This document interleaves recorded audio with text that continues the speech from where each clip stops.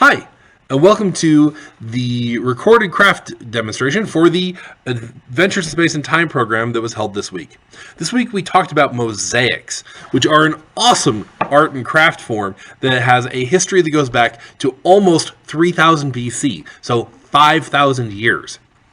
It's a really fun type of thing if you are interested in it. Mosaics have a really interesting history and can be made out of just about anything. So today, I'm going to show you how to make your very own mosaic project. If you picked up the kit from the library, you should have a piece of heavy paper, as well as some construction paper sheets and some glue. That's all you really need for this project. You can also use some scissors if you would like. You don't have to have them. And Q-tips or something like that if you're interested. Mosaics can be done either with pieces that are cut into squares, these are called tesserae, or with shattered pieces of various shapes, also still called tesserae because they're used to make your mosaic. We're going to make a paper mosaic. Go ahead and draw a shape on your paper, either a shape such as what I did here and then draw some segments into it, or a shape such as a dog. Then decide whether you're going to work with a variety of different shapes or whether you're going to work with rectangles. If you're going to work with rectangles, take your piece of construction paper and just strip it down into squares. You're then going to take these and lay them inside of your piece of art where you want them to go.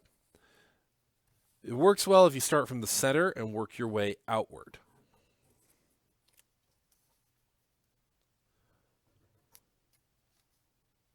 Make sure you leave a little bit of space between your pieces to simulate the grout effect that a real mosaic would have.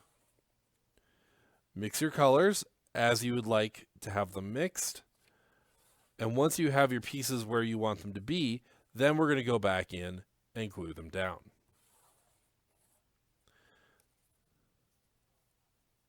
If you don't like the idea of only using squares, you can also tear some of your pieces into variously shaped segments and use them to fill in as well. When you get to an area that needs to be filled in and you don't have the right size piece, simply take one of your other pieces and trim it to fit.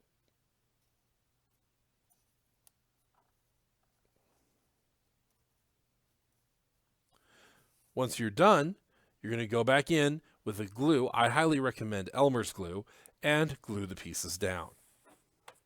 Do it a small section at a time.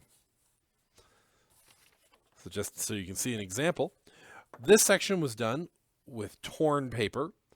This section were done with squares that I then trimmed to fit as needed. And this section was done with shapes cut into triangles. If I were going to do another section, I would simply take some of my glue, presuming I had already laid out what it was going to look like, and take my pieces of tile, or in this case paper, and fill in that area.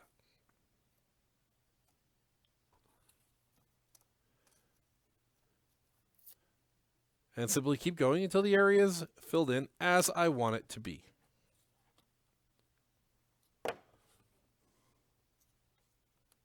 That's really all there is to it. Now, grout does come in a wide variety of colors when you deal with real mosaic tiles. And so if you're interested, you can also, after you're done, and this will help hide any drawing lines you might have, you can, after you're done, go back over your project and fill in the gaps between your tesserae with a marker. That'll make it really, really spiffy looking, and nobody will ever see your lines that you used for drawing your design. And that's about all there is to it. So I hope you enjoy this project and have fun with it. Mosaics are a lot of fun and a very open-ended design. So you can take this technique and apply it to just about any surface including things like tables and chair backs or anything that you would like to decorate. You can use a very formal, carefully laid out plan and use squares, or do more of a free-form design like I'm doing right here. Draw a picture, or just simply do whatever you would like. And I'm just going to fill in those sections around there, around all of my pieces, and call this good.